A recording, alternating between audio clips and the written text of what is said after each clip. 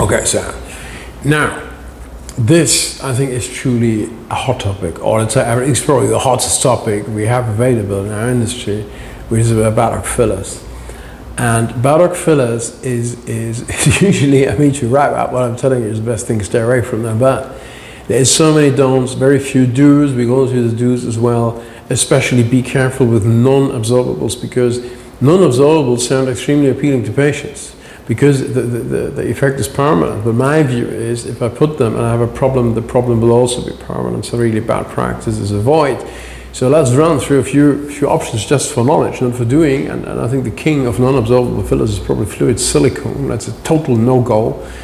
What happens is the filler is dispersed into tissue, and the key problem is, if you have an infection, I mean, it doesn't mean that every filler gets infected. I'm not saying that. But if it gets infected, you have a major issue. You can't just remove them. This is, and often you have situations where you just have no way back. Another frequent inquiry we get is, look, I have a silicone filler injected, I don't know, somewhere, and I want to remove it. I understand this desire, but I always say, look, is you don't want to wake sleeping horses, because often these silicone fillers have what we call dormant, silent infections that you don't notice. They've just got bacterial colonization, and when you go in there to try to suck it out, you may cause a major disaster. So you can remove it selectively in what I call the quiet phase if they're asymptomatic, but you want to make sure there is no infection. And I mean, that has gone so far. We've got so many patients, because in the patient community, people are aware of that. Yeah, so seriously, I remember patients who came and they just didn't tell us because they thought he's not going to operate on me with a silicone filler, which is actually right. But they thought, okay, don't tell him, and he's going to do it, and that is really detrimental. So we need to know that. Biopolymers is basically the same cup of tea.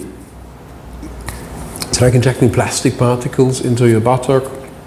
The problems are similar to silicone. I think what is better, fluid silicone or biopolymers? Probably biopolymers, but I think is who like better beavers or butthead. It's at the end of the problem is the same thing. It is a non-absorbable filler. And a non-absorbable filler has that potential for infection, fistulation, and that can lead to an escalation of the situation. Now, if you want to remove them in biopolymers, I would do a biopsy before to rule out mycobacterium. Mycobacterium is a dreadful thing. Thank God it's very rare, but it's very difficult to get rid of this once you have it. You can, again, like in silicone fillers, theoretically do a removal in the clinically silent phase, and again here we ask for specific disclosure of the patient so that they tell us, look, I don't have that. It's not that if they don't tell us they don't have that. No, we specifically ask, and I recommend you to do the same thing. And I think, I mean, this is pictures, it's not my pictures, it's pictures that you can freely download in the internet. I can give you Index collections, go into non-absorbable filler problems, and there you see these pictures, and I mean, it's dreadful, but when I have patients, when I have that sometimes, you kind of, just are so much into that idea that I also, well, I do a little filler, and I say, look, this is what can happen if you inject a non-absorbable filler. And that really, for patient education purposes, is very helpful, because if you see these potential disasters, then it will reduce your idea to do something like that. Because that is actually what can happen, because we always think, is there a way back? But everything you put into a patient, you want to think, how can I take it out in case something makes it necessary? And that's the problem with these things. Now, the third filler, which is of relevance in that regard, is aquafilling. Aquafilling had a bit of a hype in Europe. I don't think it's ever really kicked off in the States. It's from Czechoslovakia. It's a non-absorbable filler, which basically consists of water and nylon. It's a small nylon percentage, and the nylon percentage is actually the problem, because that is a small non-absorbable part. Now, aquafilling is somewhere between the two worlds. I absolutely won't recommend you to use it. I don't think it's good, but it's probably not as catastrophic as biopolymers and silicone.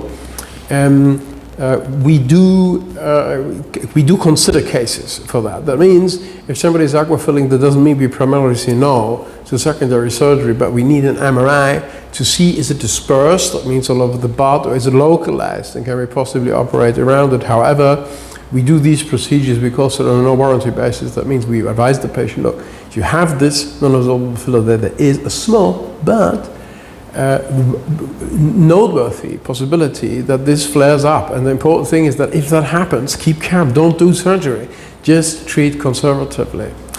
And to give you an example of that is a case, I think, if I remember correctly, we did this around February or March. A patient from Eastern Europe approached us with agua filling. We basically discussed all these things. So look, it's not a fantastic condition.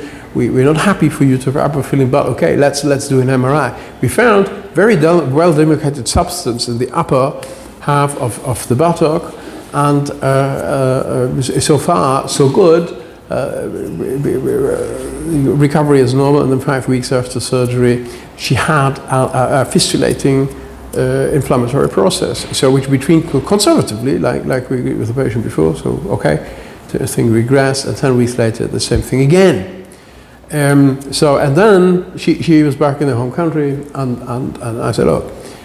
What we want to do is, if we want to get a swab, a microbiology, to see what bacterium is in there, and then we treat conservatively. We wait, we give you antibiotics, we wait for this thing to flare down. It's very helpful in the initial inflammatory period to give a high, short doses of cortisone. You can do all these things. Usually, cryotherapy is very helpful, which in this case was impossible because the patient didn't tolerate it. But the main thing is, don't do surgery. Actionism here can lead to disastrous consequences. However, patient is unhappy with the treatment plan, and I say, look, do something. And I say, wait, it's sometimes too much action is detrimental. And I said, look, we have to treat this conservatively. And then as a consequence, the patient said, look, if you're not going to do anything, somebody else will. And then my worst nightmares came true. The patient goes to a clinic in Turkey, and nothing is clean in Turkey, I'm just saying that happened to happen. And from here on, my exact information kind of ends, because I said, look, don't operate, this is going to explode. She had an operation and it seems to have exploded. So the take-home message is, you can theoretically, to simplify that, you have aqua filling, you do an MRI, it's demarcated, you can do surgery. If it's all over the buttock, you can. But if you have surgery and there is an inflammatory process in the aqua filling, do not operate on that, because it's like throwing gasoline into a fire. Okay. Now, absorbable fillers, there is a couple of, I think, reasonable products available, higher corp or similar. It's like a high-density hyaluronic acid, many of you will know. It's similar to the thing that people inject into the lips, just more cohesive. The thing that the patients don't like about it, and I like about it, is resorbable. But however, I don't really think it ever goes completely. Something stays, and if there is a problem, you know, you can dissolve it enzymatically. Usually, the major part of the volume will resorb over 12 to 18 months. I think it's a useful thing, you know, for super thin patients. If you want to get a bit of volume around the buttock implants, handle with care. It's a tricky thing. But then you can have it as a plan B. But I think it's never going to become a widespread solution, because they are ridiculously expensive, and the outcomes in the long term are inferior to fat grafting. So if patients have fat, we'd really do that. We go to Sculptra, and I'm totally neutral here. My submission to you is I've got really no experience or very little experience with Sculptra. Sculptra is somewhere in the middle. Because it's defined as a collagen stimulator, not really as a filler. So again, not an absolute contraindication to surgery. And may God forgive me that, you know, when patients approach us and they say, I had this, I always want to know exactly what they had, because it's not unusual that if you request notes from the previous practitioner, you find he's injected something totally else. So if you get told there's Sculptra, check it. It doesn't mean that it is definitely Sculptra. I maintain a high degree of alert regarding that. Our protocol is, if we have confirmed Sculptra injection, we usually do an MRI anyway, but there is no contraindication of doing surgery in those patients. But however, the take-home message for you here is non-absorbable fillers, stay clear, just don't do it. Absorbable fillers is a plan B or plan C, but really you want to stay safe, you want to stay out of trouble. The best thing is always fat grafting, and if necessary belt implants, because this is compatible situations with your body, and really, especially with body implants, if there's a problem, you can just remove the culprit. So may not sound as convenient as Buttock filler, but it's a much safer option. And I think, or I hope at least that these non-absorbable fillers slowly and surely, and this is a process that's ongoing, really get banned and disappear. Because my humble opinion is really it's a big threat to patient safety. I hope that was helpful.